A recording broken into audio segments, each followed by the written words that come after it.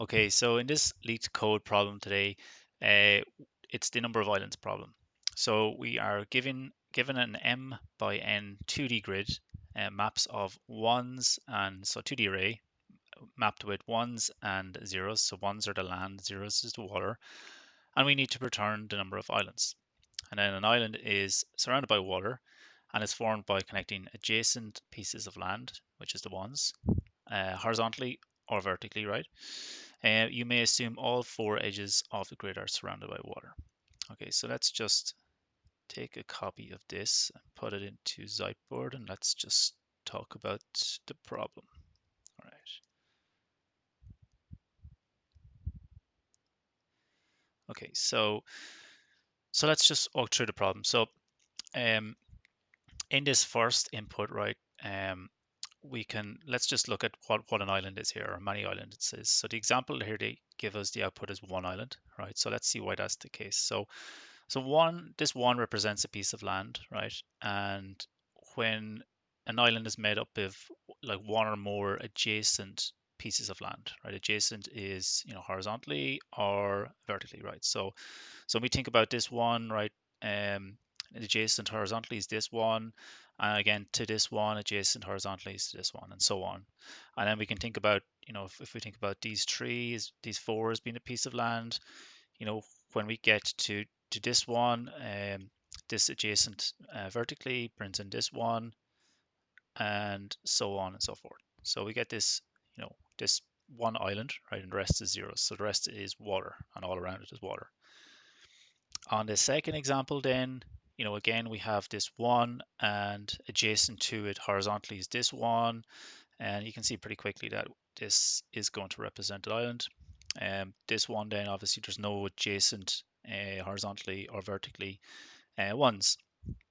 We have this another one when we scan through it, right? So say if we scan from left to right, top to bottom, we're scanning, we get to this one. We can see here that this one has no adjacent ones, right? It has adjacent diagonally, but we're only dealing with adjacent horizontally and vertically. So again, this island is out on its own. This piece of land is on its own, so it's its own island. We scan across again, and we can see that we have this one here. It has one adjacent one, and it has no other adjacent ones. So that's why we have the output of 3 here. All right, let's just clear this off. Okay, so let's see how we're going to tackle this. So let's just go back to our examples again. Okay, so let's see in this case,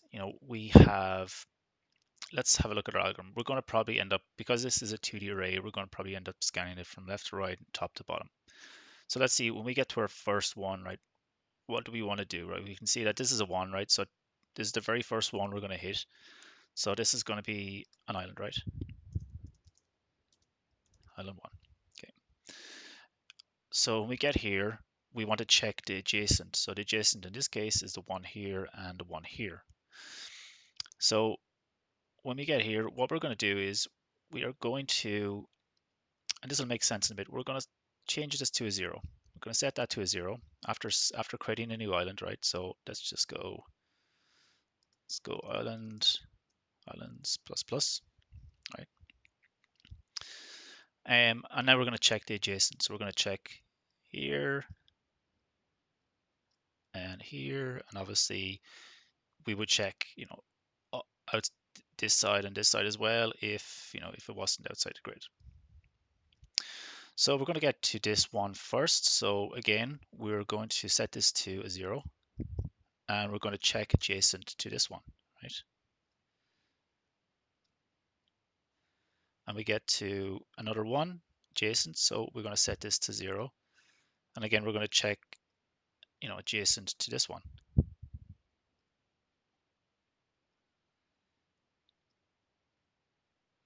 And we get to this one, and again we set that to 0, and we're going to check adjacent again. Okay, so after we've just started here, right? We haven't scanned across yet, and we've just found all the adjacent islands for this first island, and we've set them all to 0.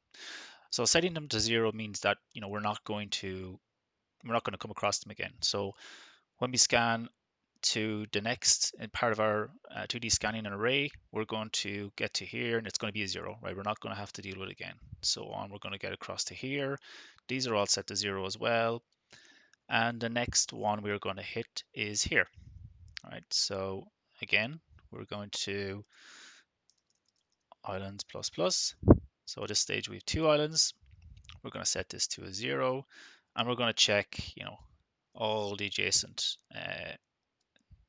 horizontal and adjacent vertical values. And you can see that none of them are, ones, so we don't have to set them to 0. And we'll finish. Again, we'll continue scanning on until we get to the next one. And again, we're going to do an islands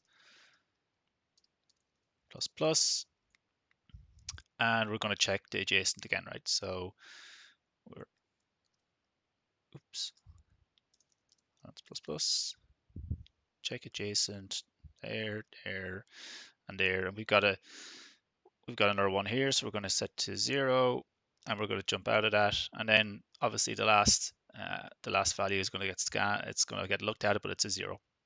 So you can see with this kind of algorithm, we will, every time we find a 1, we will look at all the adjacent values, and we'll look at the adjacent values of them values if they are a 1. And we'll continue till we find all the adjacent values in the island. And once we found all the adjacent islands, we'll move on to looking for the next island. All right, so how does that look in code? Okay, let's just switch this to Java. Okay, so we need a return value here first. So let's just create an int called islands, set it to 0, and we're going to return islands. So we know we need to iterate through the 2D array. So let's just create our loop. So it's going to be grid. And we are going to scan the rows. So for each row, we're going to scan then across the row. Whoops.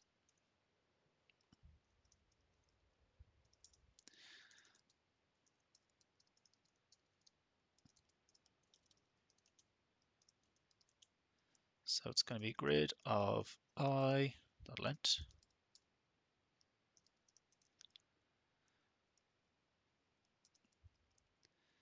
And then j++. Okay. Okay, so first, if we want to find the first value. So in this example, we want to check, we want to check through the grid. So the very first value in the grid, so grid ij. So if it's equal to char1, then we're going to go in here, right? So we're going to increment the islands. Right, so let's just put a simple test case in, right? So let us just put a value of 1. 2D array, but with 1 value.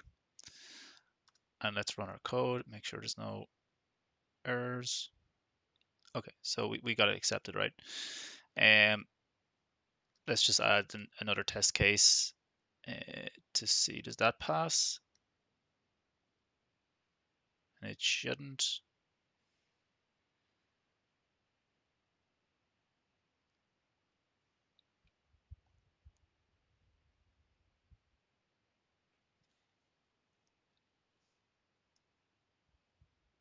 And we got a wrong answer. Okay, so it's just counted 2 islands, right? It's just every time it finds a 1, it's going to get an island. So we need to add some logic here. Okay, so I suppose we need to, search for adjacent, or say 0 adjacent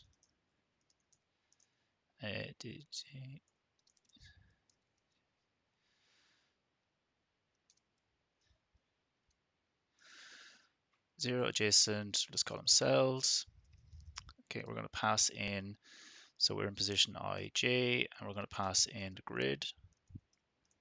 Right, so let's go and create this method. It's going to return a void. It's going to pass in an int I, int j,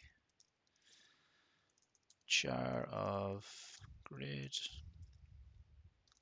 Okay, so I suppose first let's have a look. So first we want to check if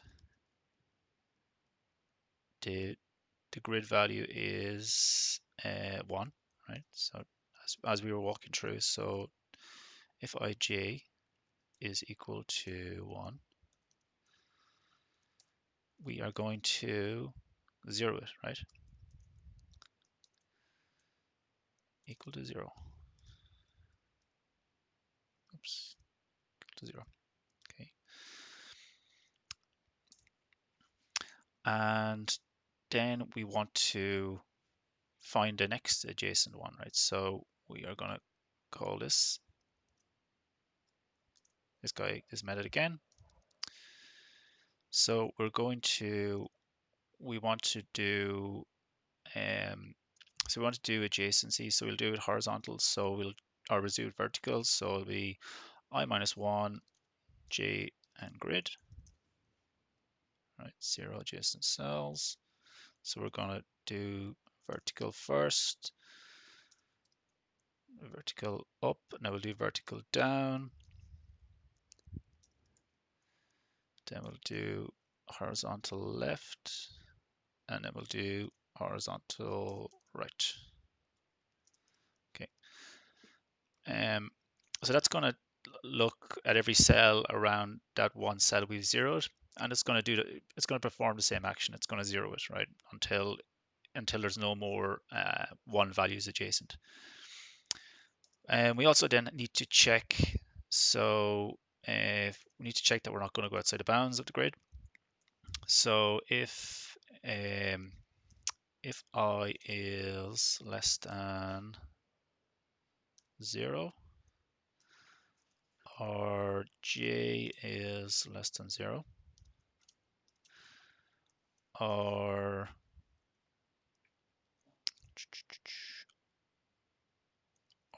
j is greater than or equal to grid,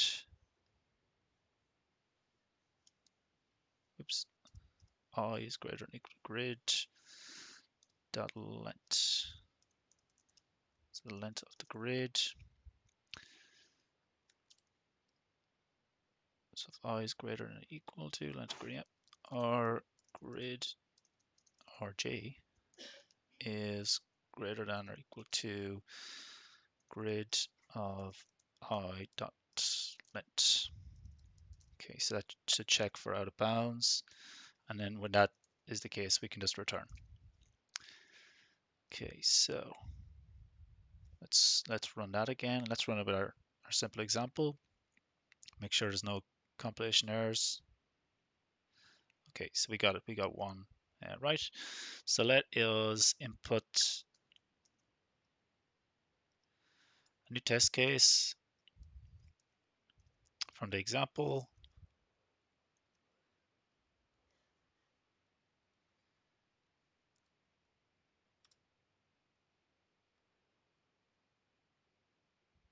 And that's accepted as well. Let's just copy in the next one.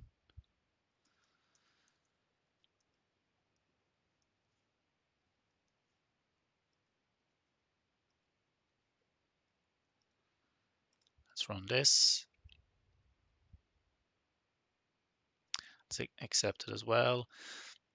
And let's just create kind of maybe an edge case. So let's go and put a 1 over here.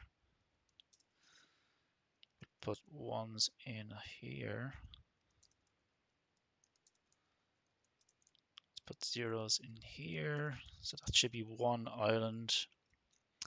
This should be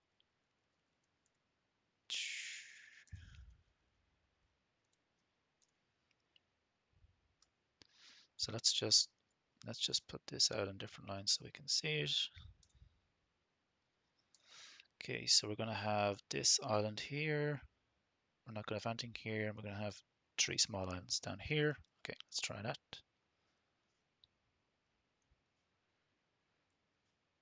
So we should have four islands. All right, we got 4 islands.